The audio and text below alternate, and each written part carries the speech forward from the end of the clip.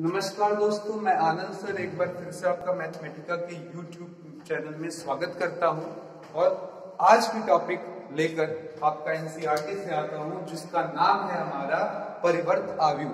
English में हम इसको बोलते हैं ट्रांसपोज मैट्रिक्स। और अगर एक्सरसाइज की बात करें एनसीईआरटी से तो ये हमारे लिए एक्सरसाइज संख्या है 3.3 यानी कि 3.3। ठीक है, ये एक्सरसाइज है आपका परिवर्त आव्यूह। तो आइए हम इसे प्रारंभ करते हैं। इस चैप्टर को शुरू करने से पहले मैं अपने सभी मित्रों को बता दूं कि जिन्होंने भी प्रारंभिक वीडियो नहीं देखे हैं वो जरूर देख लें। कम से कम 7-8 वीडियो हमारे इस चैप्टर पर अभी अपलोड हो चुके हैं। आव्यूह का परिचय, आव्यूह का योग, घटाव, गुणनफल, गणितीय आगमन पर आधारित आव्यूह गुणनफल के सवाल यानी कि प्रश्न यहां तक हमने अपलोड कर दिया है। तो आज की हमारी टॉपिक है एक्सरसाइज 3.2 और हमारी हेडिंग है परिवर्त आव्यूह। ठीक है, तो आज की हेडिंग परिवर्त आव्यूह, अंग्रेजी में हम इसे बोलते हैं ट्रांसपोज मैट्रिक्स। ठीक है, क्या है ट्रांसपोज मैट्रिक्स? आइए प्रारंभ करते हैं इसके बारे में बातचीत। अगर कोई भी आव्यूह की पंक्तियों, शब्दों को ध्यान से देखिएगा, पंक्तियों को ठीक है चेंज कर दिया जाए स्तंभों में, ठीक है, या दूसरा रास्ता अपना लें, आप स्तंभों को किसमें बदल दें, पंक्तियों में, तो इस तरीके से जो आव्यूह प्राप्त होगा उसे हम परिवर्त या ट्रांसपोज आव्यूह कहते हैं। इसे हम दर्शाते हैं ए पर डैश से, कुछ बुकें इसे ए पर टी से भी दर्शाती हैं। तो ट्रांसपोज मैट्रिक्स होने के नाते टी से, कुछ बुकें डैश भी, ये भी चिन्ह हमारा चलता है, बल्कि बहुत ज्यादा हद तक हम इस डैश का ही प्रयोग इस टॉपिक में करते हैं। ठीक है, अब इसको एग्जांपल से जरा समझ लें। दो एग्जांपल हम ले लेते हैं आराम से। जैसे ए हमारे पास है 231,405 और इसी पर हमने कहा इसका ट्रांसपोज बता दीजिए। तो देखिए आपको करना सिर्फ ये है, ये जो सीधी लाइन है इसे पकड़कर खड़ी लाइन में बदल देना, यानी कि 231 जो ऐसे लिखा था सीधा सीधा क्षैतिज उसे उर्ध्व में लिख ले, 2 3 1। दूसरी लाइन देखिए सीधा सीधा 405, उसको खड़े खड़े लिख लीजिए 405। इसी को हम लोग क्या कहते हैं, ए डैश के नाम से जानते हैं। ठीक है, इस पर छोटी मोटी प्रैक्टिकल क्वेश्चंस है, कुछ एक्सरसाइज में आपके दिए हुए हैं, उनको भी हम लोग लगा लेते हैं लगे हाथ। जैसे एक्सरसाइज में पहला सवाल दिया है 5, यहाँ पर 1/2, बगल में -1 और कह रहा है सर इसका परिवर्त बताइए। तो इसका परिवर्त क्या हो जाएगा, देखिए ये पंक्ति है, इसे क्या करें, एक सीधे सीधे स्तंभ में बदल दें। यानी कि अगर खड़ा है बेड़ा कर दे, बेड़ा है खड़ा कर दे, इस तरीके से क्रम बदल देने से आपको उसका परिवर्त प्राप्त हो जाएगा। इसी प्रकार देखिएगा थर्ड क्वेश्चन हमारे पास, सेकंड मैंने SW में आपके लिए चेंज कर दिया है। क्वेश्चन इस तरीके से लिखा हुआ है -1 5 6 √3 5 6 2 3 और -1। तो अब अगर आप ए डैश लेते हैं तो फिर देखिएगा जरा पहली पंक्ति क्या बनने वाली, पहला स्तंभ यानी कि -1 5 और 6। दूसरी पंक्ति हमारा बनने वाली है दूसरा स्तंभ √3 5 और 6 और तीसरी पंक्ति हमारा बनने वाली है तीसरा स्तंभ यानी कि 2 3 और -1। तो ये हमारा ए डैश कहलाएगा। ठीक है, इसकी कुछ प्रॉपर्टियां होती हैं जिसे समझने के लिए मैं पिछले सवाल की तरफ फिर से चला जाऊंगा। तो आइए जरा देख लें एक इंपॉर्टेंट प्रॉपर्टी इसकी। इंपॉर्टेंट प्रॉपर्टी क्या है कि किसी ने कहा भैया इसका एक बार और परिवर्तन ले लो। जरा ध्यान से देखिएगा, जो आउटपुट आपको प्राप्त हुआ था, अगर मैं कहता इसका एक बार और आप परिवर्तन ले लो तो क्या होगा, तो जवाब होगा ये पंक्ति क्या बन जाएगा, स्तंभ में बदल जाएगा। दूसरा पंक्ति देखिए खड़ा होकर यानी कि 30 बन जाएगा। तीसरी पंक्ति जो कि ऐसे थी सीधा सीधा हम लिख लेंगे 15 बन जाएगा।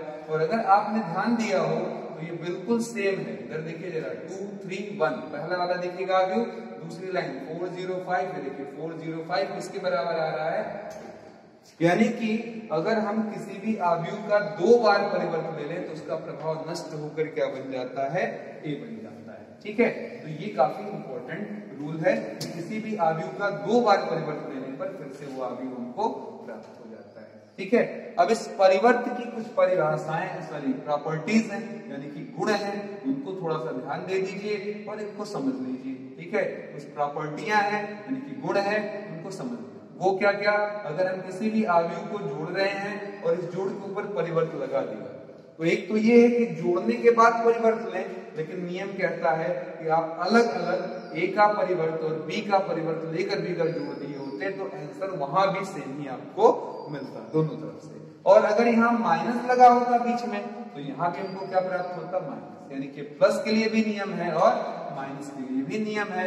यानी कि अगर हम अगले स्टेप में ऐसे लगा दे डैश तो ये हो जाएगा a dash minus b dash. तीसरा रूल जो आपने अभी भी पढ़ लिया, a पर 2 बार डैश लगाने पर हमें फिर से क्या मिल जाता है a, ऐसे b भी है, अगर उसके ऊपर भी आप डबल बार डैश लगा देंगे तो क्या मिल जाएगा b। चौथा हमारा दिया हुआ है जो काफी इंपॉर्टेंट रूल है, एक आध बार बोर्ड में हमसे पूछा भी गया है कि ए बी पर पूरा डैश हो तो इसका क्या आंसर आएगा। आप जानते हैं कि हमारा जो सदिश आव्यूह गुणनफल है वो क्रम विनिमय नहीं होता, मतलब ए बी की जगह हम बी ए नहीं लिख सकते, लेकिन इस ट्रांसपोज के केस में यानी कि परिवर्त के केस में हम इसका क्रम पलट देते हैं और ये बन जाता है बी ए, दोनों पर डैश लगा सकते हैं। तो अच्छे से प्रॉपर्टी याद कर लें, इस प्रॉपर्टी को हम अंग्रेजी में रिवर्सल रूल भी कहते हैं, यानी कि ये ऑर्डर को चूंकि रिवर्स कर लेते हैं इसलिए इसका नाम रिवर्सल रूल है, या हिंदी में हम इसको व्युत्क्रमणीय नियम कहते हैं। ठीक है, हमारे बोर्ड में हिंदी में इस तरीके से लिख कर दे देता है, अगर हिंदी मीडियम बोर्ड है सिद्ध करो 2 आव्यूह देकर कह देगा इस पर गुणनफल क्या के परिवर्त के गुणनफल के व्युत्क्रमणीय नियम का सत्यापन करें, या अंग्रेजी में proof the matrix multiplication on reversal rule. तो इसका मतलब हो जाएगा कि आपको ये दिखाना है, कई बार हमको लिख कर दे देता सीधे सीधे दिखाओ भैया, ये ला कर दिखाओ। ठीक है, तो ये बात है। आइए अब इस पर कुछ क्वेश्चंस देख लिए जाएं जो हमारे एनसीईआरटी में इस प्रॉपर्टी पर दिए गए हैं। ठीक है,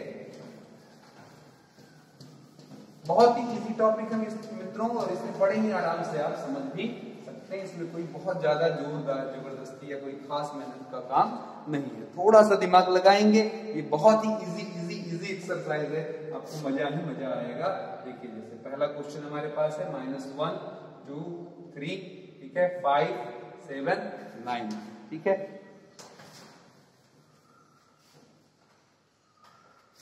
हमारे पास पहला सवाल है a बराबर है -1 2 3, एक्सरसाइज है 3.3, अगला 5 7 9 -2 1 1, फिर हमारे पास b भी दिया हुआ है -4 1 -5, फिर है हमारे पास 1 2 0 1 3 1, और आपको यही सारे नियम जो हैं वो सत्यापित करने हैं। जैसे a प्लस b पर पूरा डैश हो तो ये आएगा a dash plus b dash, फिर दूसरा आपका लिखा हुआ है a माइनस b पर पूरा डैश हो तो क्या आएगा a dash minus b dash. ठीक है, तो चलिए मित्रों इसको सॉल्व करके देखा जाए। सबसे पहले आप यहीं पर अपना आधा काम कर लें, पहले a डैश निकाल लें, तो आप समझदार हो चुके हैं। पंक्ति को क्या कर लें, स्तंभ बना लें, दूसरे पंक्ति को दूसरा स्तंभ बना लें, तीसरे पंक्ति को तीसरा स्तंभ बना लें। इसी प्रकार b डैश भी निकाल लीजिए, पहले पंक्ति को क्या कर लें,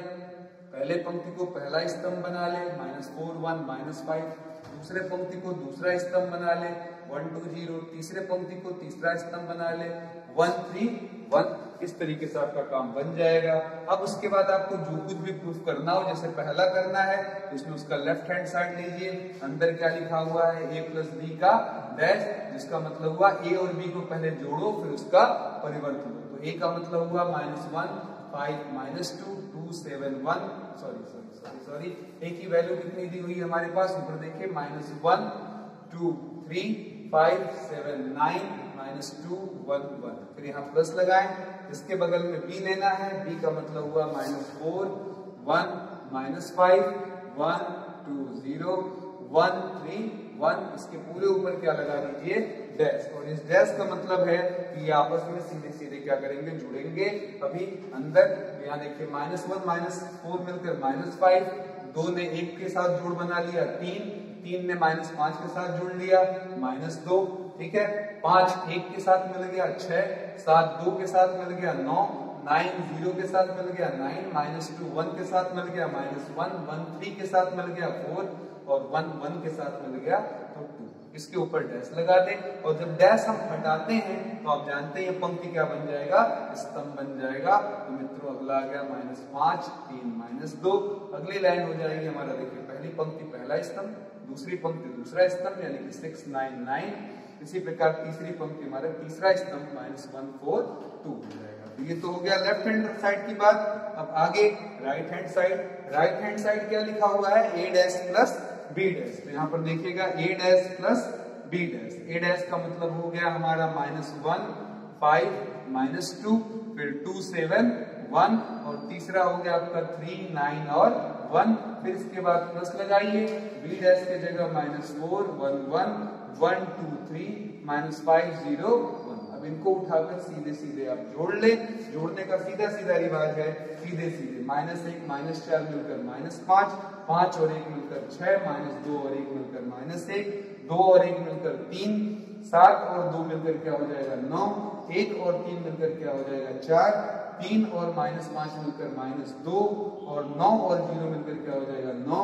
इसी प्रकार 1 और 1 मिलकर क्या हो जाएगा 2। तो ये हमारा रिजल्ट आ चुका है। ठीक है, तो ये तरीका रहा इसको सॉल्व करने का। अब इन दोनों को आप मिला सकते हैं, लेफ्ट और राइट हैंड को आप देख सकते हैं कि दोनों की वैल्यू क्या आ रही है, सेम आ रही है। It implies left hand side बराबर राइट हैंड साइड। अब मैं उम्मीद करता हूं कि सेम क्वेश्चन अगला जिसमें बीच में क्या लगा हुआ है माइनस, तो आपको सेम ऐसे ही लगाना है कि बीच में क्या लगाते चले जाइए, यहाँ माइनस, यहाँ पर इसी प्रकार यहाँ भी माइनस। तो सेकंड क्वेश्चन जरूर ट्राई करिएगा मित्रों और बताइएगा कि आपको सवाल लगाने में कैसा लगा। ठीक है, इसी पर सेम आपका अगला क्वेश्चन लिखा हुआ है जो है क्वेश्चन नंबर 3। ये भी आप लगा सकते हैं सीआरटी से इजीली, इसमें कोई प्रॉब्लम नहीं है। अगले क्वेश्चन की तरफ चलते हैं जहां पर लिखा हुआ है 4th, जिसमें जोड़ा गया है। ये देख लेते हैं उसको, छोटा सा सवाल है।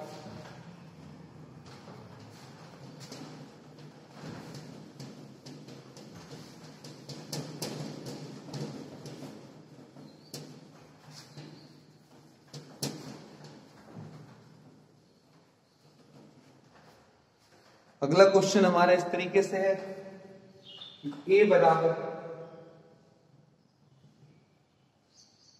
a डैश बराबर -2 3 1 2 और b बराबर -1 0 1 2। आपको क्या कहता है कि सिर्फ आप क्या करिए, a प्लस 2b डैश की पूरे ब्रैकेट पर डैश की वैल्यू को ज्ञात करिए, कितना ये आएगा। अब बहुत सारे मित्र चौंक जाएंगे कि सर a का मान तो दिया ही नहीं है, यहाँ किसका मान दिया है, a डैश का। हाँ, b जरूर उपलब्ध है, काम बन जाएगा।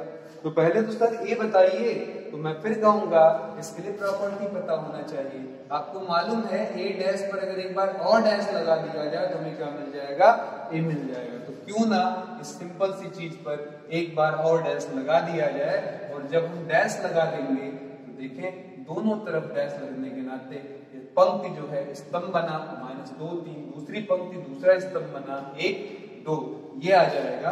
और अब फिर मैं पूछूंगा कि अगला काम है हमारा a डबल डैश से क्या मिल गया हमको, तो जवाब मिला a। हमके और किस चीज की जरूरत है, तो जवाब होगा सर 2b की, जिसके लिए 2 आगे और b की जगह -1 0 1 2। अब इसको अगर आप अंदर मल्टीप्लाई कर दे तो -1 0, फिर यहाँ पर 2, फिर यहाँ 2 2 जा क्या हो जाएगा हमारा 4 हो जाएगा। ये आराम से हमें प्राप्त हो जाएगा। अब इट इंप्लाइज आगे a प्लस 2b डैश है हमारे पास, तो आ जाइए a प्लस 2b डैश की वैल्यू निकालने के लिए ब्रैकेट लगाइए, a की जगह -2 1 3 और 2 प्लस लगाइए 2 की जगह -2 0 2 और 4 और पूरे पर क्या लगा लीजिए डैश। तो अब इनको सीधे सीधे जोड़ लीजिए, तो यहाँ पर हमारा आ जाएगा -2 1 3 2। इसके पहले जोड़े, ये मल्टीप्लाई भी कर लिया जाए, इसको हम अदिश गुणनफल कहते हैं आर्यों की भाषा में। अगर बाहर कोई अंक हो तो अंदर जाकर वो सभी अंकों से मल्टीप्लाई हो जाता है। तो 2 2 जा 4 0 2 2 जा 4 और 2 4 जा क्या हो जाएगा आपका 8। ऊपर पूरा का पूरा क्या लगा है, डैश लगा हुआ है, तो डैश लगा दीजिए। इनको जोड़ लें, 4 और 2 मिलकर -6, 1 और 0 मिलकर 1, 3 और 4 मिलकर 7, 8 और 2 10 और पूरे पर क्या लगा है डैश। तो अंतिम में रिजल्ट क्या होगा, डैश लगा होने के नाते ये जो पंक्ति है स्तंभ पहला बन जाएगा, दूसरा पंक्ति क्या बन जाएगा, दूसरा स्तंभ बन जाएगा, और हमें ये रिजल्ट प्राप्त हो जाएगा। तो आई होप आपको ये सवाल आराम से समझ में आ गया होगा। ठीक है, चलिए अगले क्वेश्चन की तरफ चलते हैं मित्रों। काफी इजी एक्सरसाइज है, केवल आपको पंक्तियों को स्तंभों में बदल देना है, जिससे आपको परिवर्तन भी प्राप्त हो जाएगा। और फिर आगे जो भी वो रिकमेंडेशन करता है कि भैया बता दो, प्रूफ कर दो, वो आप प्रूफ कर दीजिए लाकर। ठीक है, चलिए 5वां सवाल मैं आपको होमवर्क दूंगा और उसके एवज में सेम टू सेम एक क्वेश्चन लगाऊंगा जो थोड़ा सा अच्छे लेवल का होगा, जैसे 1 2 2 3 और बी मैंने मान लिया 0 -1 2 1। ठीक है, और आपसे कहा कि सर सिद्ध करो। अब देखिए यहाँ पर सवाल को कहा जा सकता है कि रिवर्सल रूल और मल्टीप्लिकेशन, ठीक है, त्रिकोणीय नियम का प्रूफ, या इसी सवाल को सीधे सीधे शराफत के साथ दे सकता है कि ए बी पर पूरा डैश किसके बराबर है, बी डैश और ए डैश के बराबर है। ठीक है, तो आइए देखते हैं मित्रों क्या करना है। अगर हम इस सवाल का प्रूफ देखना चाहते हैं तो सबसे पहले हमें एक बार लेफ्ट हैंड साइड निकालना पड़ेगा और एक बार क्या निकालना होगा, राइट हैंड साइड। तो लेफ्ट हैंड साइड के लिए ए और बी का गुणा करना होगा। ए की वैल्यू कितने के बराबर है जरा ध्यान दीजिए, तो जवाब है सर 1 2 2 3। बी की वैल्यू कितनी है, 0 -1 2 और 1। अब इनका गुणा करना है और इसमें परिवर्त भी लगा देना है।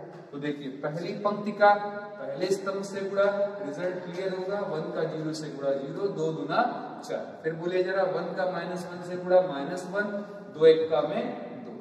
ठीक है, फिर इसके आगे बढ़ते हैं, अगली लाइन ले लेते हैं। 2 का 0 से मल्टीप्लाई 0, 3 का 2 से मल्टीप्लाई 3 दूना 6, 2 का -1 से मल्टीप्लाई -2, 3 का 1 से मल्टीप्लाई 3। तो हमारा ये रिजल्ट आ रहा है फिलहाल, ये देखिए इसके ऊपर डैश भी मौजूद है, तो फिलहाल आ रहा है हमारे पास 4 1 6 1। डैश होने के नाते पंक्तियों को क्या करेंगे, स्तंभों में बदल लेंगे, जो कि 4 1 बन जाएगा। दूसरे पंक्ति को दूसरा स्तंभ बना देंगे, 6 1 हो जाएगा। तो ये हमारा हो गया लेफ्ट हैंड साइड। अब राइट हैंड साइड की तैयारी कर ले, जहां मित्रों में बी डैश को ए डैश से मल्टीप्लाई करना है। वापस आ जाइए, बी का डैश देख लीजिएगा, ये 0 -1 था, ये पंक्ति में था, स्तंभ बना लें, ये पंक्ति था, इसे भी स्तंभ बना लीजिए। तो ये हो गया आपका बी डैश।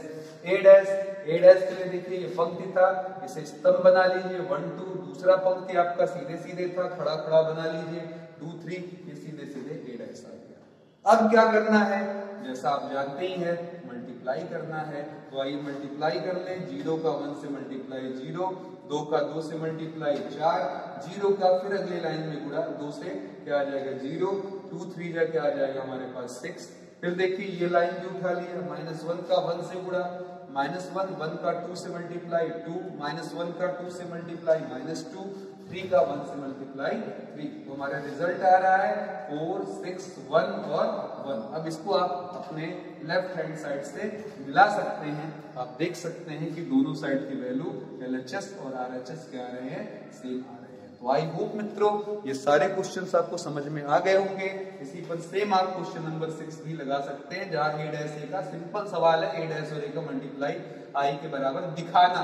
ठीक है, तो ए निकालना आ गया है, ए दिया रहता है, ए डैश निकालना आ ही गया है, दोनों का गुणा कराइए। और आई तो आप सीख चुके हैं, कोई भी वैल्यू जिसके भी करणों पर क्या रहे 1 रहे और बाकी जगहों पर क्या रहे 0 रहे, उसे हम लोग क्या कहते हैं, इकाई आव्यूह कहते हैं। अच्छे से याद कर ले मित्रों, क्योंकि ये इकाई आव्यूह हमारा हीरो है, इसे बार बार आपको वैल्यू देता नहीं है, क्वेश्चन में सीधे आई लगाकर सवाल दे दिया जाता है। तो मैं उम्मीद करता हूं परिवर्त आव्यूह का कॉन्सेप्ट आपको बहुत ही अच्छे से समझ में आ गया होगा। अब इसमें अगले क्लास में हम डिस्कस करेंगे सममित आव्यूह, विषम सममित आव्यूह, उस पर आधारित एक महत्वपूर्ण प्रमेय और उस प्रमेय पर आधारित कुछ महत्वपूर्ण सवाल। तो वेट एंड वॉच और नेक्स्ट वीडियो। उम्मीद करता हूं आप स्वस्थ होंगे, मस्त होंगे, हंसते रहे, खिलखिलाते रहे, मुस्कुराते रहे और आनंद सर के साथ इस चैनल का आनंद उठाते रहे। धन्यवाद मित्रों, फिर मुलाकात होगी जल्दी एक नए वीडियो से।